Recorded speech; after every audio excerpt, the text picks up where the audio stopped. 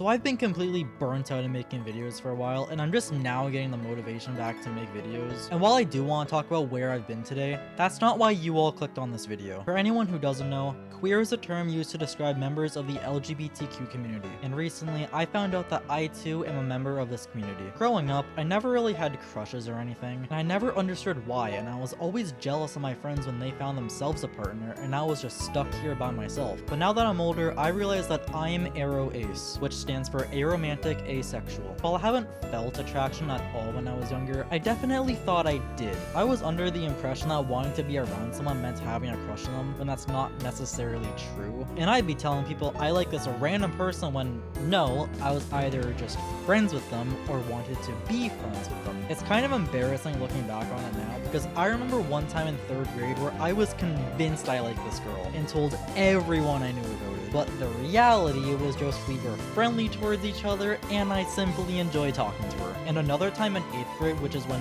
everyone started dating, I felt pretty down because all of my friends were telling me all these stories of being in a relationship or just having feelings for the person, and I was just sitting like, why am I not feeling attraction? I thought maybe I just wasn't trying hard enough, so I decided one day that I had a crush on the most popular girl in the class. After a while, I actually made myself believe that I was in love, and I told all of my closest friends about it. I feel really bad about faking the whole thing, but at the time, I was positive it was real. A few years later, I really started thinking about why I haven't been attracted to anyone. My first thought was maybe I was actually bi, and I settled on that for a month or two. But after looking on the internet some more, I came across Jaden's video and realized that we experienced basically the exact same thing, even thinking that we were bi for a bit, which I just think is funny. And I gotta say, it's beautiful that people are different. As I mentioned earlier, I felt pretty down that everyone was finding a partner except me, and to be completely honest, I don't know if I was even happy. Look, I haven't had the most stable life, and part of the reason I even started this channel was so I could escape the outside world. I tried thing after thing, and never once gave up even when I thought I should. And it's not like I'm a big YouTuber or anything, but even just seeing your guys' comments and watching that number go higher and higher makes me feel important. I know I was saying that I got burnt out of making videos and was about to leave the platform entirely, and most of that was because I wasn't happy making the same videos over and over again. But now that I'm uploading videos that are truly important to me and know who I really am, I'm happy. In fact, I don't think I've ever been happier. And I just hope you all will continue to support me even if I'm not making a never seen before Undertale video every week. My hope for the future is to be a channel like Alfred, who is my favorite creator if you're wondering, but I want to add my own personality to it and not just be a blatant copy like a lot of other smaller YouTubers do, even though I have admittedly stolen jokes from him. Jacob is a person that I can look up to, and I think it's amazing how he can upload whatever he feels passionate about and people will watch it. Like, if I did a complete 180 on this video and started talking about what I've been up to the past month, I would hope that you all would still be interested, just like if Alfred did the same thing. Now, admittedly, I forgot to document a lot of things, but why don't I just go over what I actually have multimedia for? To start things off, I've been hanging out with my cousin pretty much every weekend, and it's been the most fun I've had in my entire life. To tell you the truth, I don't know what I'd do without her now. Like, yeah, I have close friends and everything, but I could never be as close to them as I am with her. And she's the only person that I could genuinely see myself splitting rent with. A few weeks ago, we had one hell of a weekend. We've always loved whacking golf balls at the driving range, so along with my brother and 2 of our friends, we ordered the largest basket of balls we could. Mine and my cousin's goal was to hit our balls into these blue cans in the back, which wasn't going so well at first, but I did hit one ball into them by the end of the day. And I gotta say, I think I'm a natural. Since me and my cousin have never gone actual golfing before, we're using the driving range to learn how to swing each club, and after a while, I really got the hang of it. But who's to say I'll remember when we actually go golfing?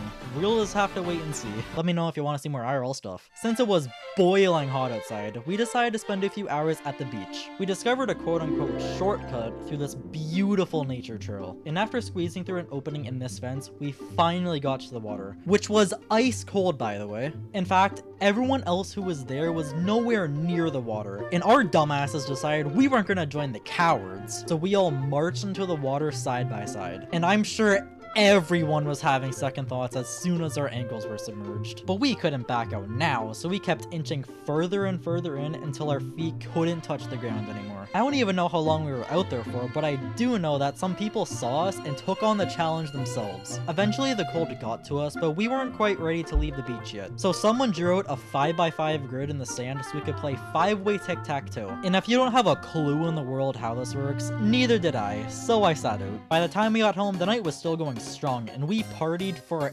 hours. We brought out the most hilarious card game ever where you stack blocks and get punished if you knock it down. And when I say hilarious, I mean we had to do things like race to lay flat first on the ground. And keep in mind, we were all sitting in chairs, so just imagine 6 grown adults throwing themselves to the ground. I so wish I had that on video. That night was the least sober I have ever been, and I would love to tell you more, but I don't remember the rest.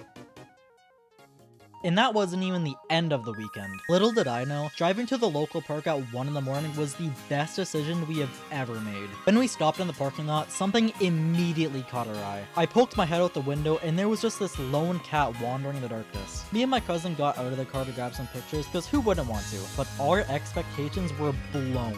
We both thought that the cat would be scared of us and run away, but it actually came up to us all on its own and started cuddling by our legs. The two of us were sitting there playing with this random cat for like 10 minutes before we unfortunately had to say goodbye and head home. I was sad to leave the poor cat because he was just so cute and friendly. And I think the cat felt the same way because he followed us back to the truck and sat down right in front of us so we couldn't leave. I actually had to get back out and move him to the grass. But as soon as we started taking off, this poor cat ran right back in front of us. He and my cousin felt so bad, and we were really thinking of letting him come with us. It took almost 15 minutes to leave the parking lot, and after we got back on the paved road, we could see the cat running towards us before it stopped with the saddest expression I've ever seen.